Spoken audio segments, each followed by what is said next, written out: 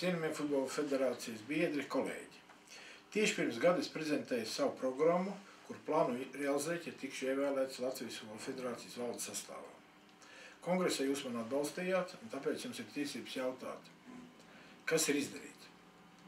Vispirms jāsaka, ka reģiona attīstības komiteja ir pilnīgi jauns veidojums, un tāpēc kā komiteja tā savu darbību sāka no nulles.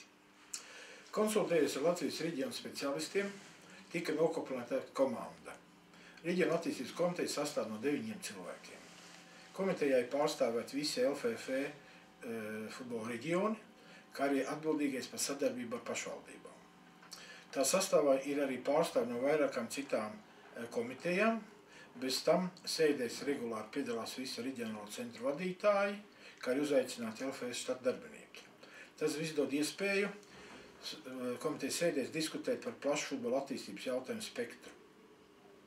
Pēc komitejas izveidošanas ir notikušas 5 sēdes. 6. sēde notiks 7. martā, kurā koleģiāli analizēsim savu darbību un gatavosim LFF gadskārtējumu konferencei. Notikušajās komitejas sēdēs tika apspriest virkni jautājumu, kurus mēs uzskatām par svarīgiem futbola attīstībām.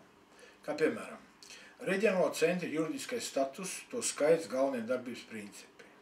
Latvijas Futbola federācijas 2003. gada budžeta projekts. Futbola laukuma celtniecība, remonts, kopšana. Futbola akadēmijas darbība, reģionālā jaunatnes izlases sagatavošana. Latvijas Futbola federācijas mācību treniņu centra Staicele, darbība un nākotnes ieceres. Solidaritātes fonda sadales principi un ierosinājumi. LFF premiālās sistēmas izveide. Jaunatnes čempionāta nolikums. Latvijas Futbola federācijas godnosaukuma futbolistu klasifikācijas ieviešana. Futbola dienas organizēšana, jaunatnes futbolistu reģistrēšana, transfers un kompensācijas maksājumu. Bez tam tika veikta arī praktiska tāda darbība, kā organizēta daudz pašvaldību vadītāju tikšanās Latvijas un Lichtenšteinas valstsienes spēles laikā. Šajā tikšanās reizē es un daži atsevišķi komitejas locekļi, tiekoties ar pašvaldību, pārunāja tās problēmas, kas ir pašvaldībās, un tāpēc mēs apmēram zinām, vairāk mazāk, kādas ir galvenās problēmas pašvaldībās, un cerēsim iniciēt dažādas ierosinājumus, lai palīdzētu šīm pašvaldībām realizēt to, ko viņi iecerējuši. Pēc katras apspriešanas sēdēs tika pieņemti arī attiecīgi lēmumi, kur lielākoties ikdienas darbā kā vadlīnijas tika novirzīti LFF štata darbiniekiem. Atsevišķi jautājumi tika apspriesti arī Latvijas Futbola federācijas valdē. Analizēt līdzinējo darbību jāsacina, ka reģiona attīstības komiteja tā pa īstam vēl nav atradusi savu īsto vietu, savu darbības nišu. Daudz jautājumu ir paralēli citām komitejām, kā piemēram jaunatnes komitejā, sacensība komiteja, kā arī laukuma celtniecības infrastruktūras komiteja.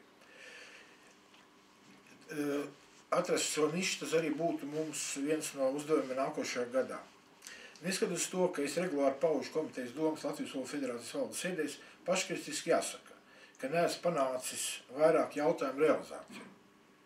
Daļēji to var attaisnot ar to, ka LFF statūti nosaka, ka komitejām ir konsultatīva loma.